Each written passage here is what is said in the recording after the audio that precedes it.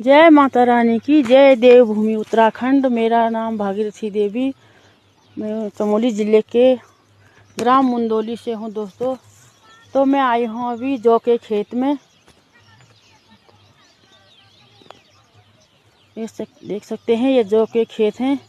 तो जंगली जानवरों ने दोस्तों बिल्कुल साफ कर दिया। क्या करें, कभी सूअर आ रहे हैं, कभी बंदर, कभी लंगूर और फिर चूहे साफ कर रहे हैं। ये है खेत, ये जौ का खेत है।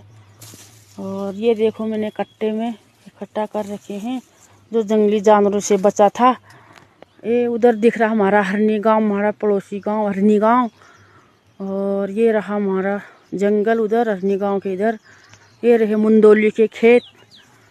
और ये थोड़ा थोड़ा दिख रहा है मुंदोली ऊपर उधर वाले साइड वाले मकान। तो दोस्तों आज तो बारिश का मौसम भी हो रखा है।